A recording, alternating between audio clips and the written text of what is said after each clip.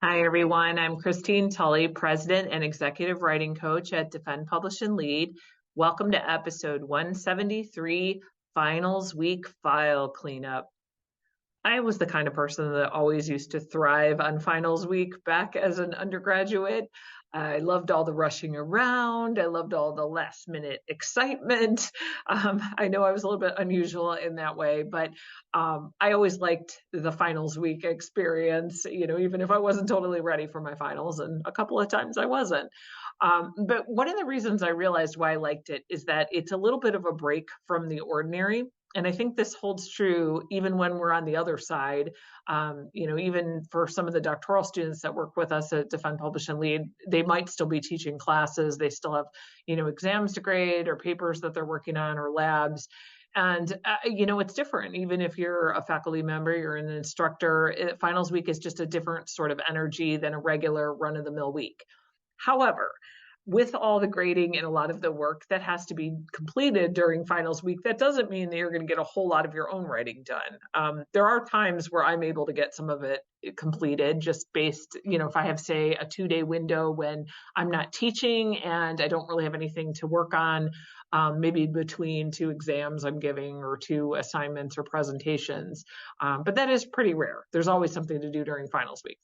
And so one of the things that I found is really helpful for me to do during finals week is to tie it in the fall, at the end of the fall semester and at the end of the spring semester, to certain kinds of tasks that I just don't do at any other time of the year. And this is a way for me to remember to do them, but also I don't want to do them. I think they're, boring, yucky, tedious, whatever the word is. But it's also a great task to be doing either while I'm waiting for students to take an exam or work on something in class, or between times where, say, I have to watch students give some presentations in the morning and then I have a 2-hour break and then I have to give an exam in the afternoon. So one of the things that I've tied to spring semester finals week is file cleanup. And what I mean by that is that I tend to litter my desktop with lots of things that I've downloaded, say receipts, different articles that now I'm not going to use, maybe some starts at, maybe a design on, say, an assignment or just some brainstorms for a class in the fall. I do a lot of stuff where I'll title a document something like English 500 ideas, and then just drop things in all semester long when I'm trying to think about a class for the next semester. And that's one of the ways that I just kind of keep track of it, but I don't worry about planning a class too far ahead. And so for me, one of the things that I will do then is I kind of go through 3 rounds doing a spring semester file cleanup. So one of the things is I immediately, when I have a few minutes during any day during finals week, I just delete files off my desktop I no longer use. And then the second thing that I'll do is if there are things that I am going to use, but they're just in the wrong place. I have a terrible habit of just storing things on my desktop temporarily, and then they live there for 3 years. So one of the other things I'm trying to be better about is going through and saying, okay, you save this article. Which project does it go with, and why do I want it? If I can't answer that question, one of the things that's been really helpful for a file cleanup is just to say, make a little folder called desktop questions, meaning these are question items. I don't know why I want them, but I don't want to throw them away yet. And sometimes I'll throw things in that desktop questions folder, and then eventually I'll just dump it out. Because if I haven't gone back, I haven't said, "Ooh, where's that receipt from January, 2024?" If I haven't gone back to get it, I'm never going to get it. So I don't let that folder sit there forever, but I'll leave it for 6 months, and I leave it actually right by my recycle bin, because sometimes if I'm looking for something in that folder, because occasionally I do go back to it, sometimes when I'm in there, I'll see other things. I'll be like, I don't need this. And then I'm right there by the recycle folder and I can drop them in.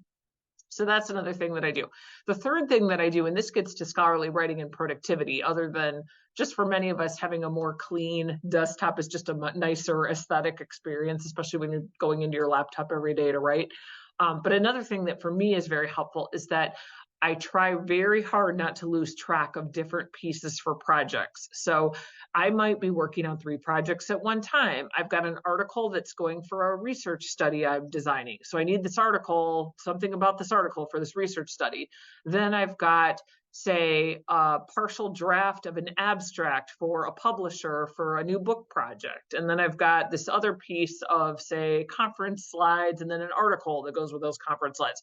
And right now, they're all kind of temporarily hanging out on my desktop because I haven't made either final places for these projects, or I just, I'm still kind of in progress as to what's happening with it. So one of the things I'll do then is make some decisions. So if it's going to be a writing project, if it's a real writing project, the progress for that project, or like all the management stuff of it, lives in my Asana board, but the files for it live in a writing projects folder on a portable hard drive that I have, and then I have backups in Google. So, and I've mentioned this somewhere along the line, I do email myself a draft. If I've been working on something for a long time during the day, I'll just call it backup, like 4/15/24. And that way, occasionally if I ever have to go back to a backup because I lost something, I will just pull it from my email. So I do try to remember to do that on longer writing days. And so why I'm bringing this up now is that I like the idea of kind of start going into the summer with a cleaner slate, meaning I don't have quite as much on my desktop. I mentioned that document that I'll make that will say something like, a certain class and ideas. So I teach this course, this introduction to writing studies in the fall. It's a graduate course. I only teach it once a year. So in the spring, sometimes I will have a Microsoft Word document on my desktop that just says English 500 ideas, and I'll have links to articles I want to use, maybe a link to a YouTube video of somebody doing something cool with a writing project. That's the time that I will also, during the spring finals, we kind of look at that and say, all right, I'm going to still keep this on my desktop, but now I'm going to retitle that folder something like fall, or I might retitle that document something like Fall 2024 English 500 ideas. So I'm not deleting it, but I'm just making it a little bit more top of mind that, hey, you're going to need this in fall of 2024. So I also like this to just, not so much to start the summer with a clean slate, to have some teaching ideas at the ready, but also I think one of the reasons why people get a little bit overwhelmed with writing, and this is something we see coming through with our clients all the time, is that we're managing incredible amounts of information. And at some point, a decision has to be made. Yes, I need this. No, I don't. Or I might need it. I'm really not sure. Can I just have a spot to kind of hold it where it's out of my sight for a little bit, which is why I have that desktop questions folder. So I would encourage you, if you have some time during finals week, if you've got, a little break in between class, you're not grading something else, your brain is too fried to do anything else. This is a good use of time, I think. I only really do like a hardcore desktop cleanup once a year, and that tends to be in the spring finals week. In the fall finals week, I've done a couple of different things. One of the things I like to do is to update my CV, because I know that I'm only going to do it once a year. And at least for me, most of my major conferences are in the spring and a little bit in the early fall. So like late fall, the end of the fall semester or finals week is really a good time for me to kind of update that CV, to put those on there.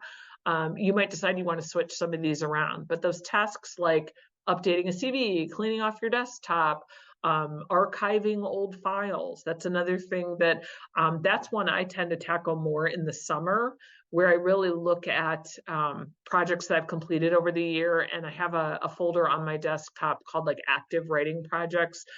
Sometimes if it's a short-term thing, like conference slides that are going to be used, within the next month or two, I might have a folder on my desktop versus having it stored all the way back on my hard drive. I do tend to do that with like shorter projects that I'm working on and short articles for Inside Higher Ed that I do occasionally. So this would be another thing, is just to kind of think through the flow of where everything goes every time you're saving a piece of information. Are you bookmarking something? Is something going in Zotero?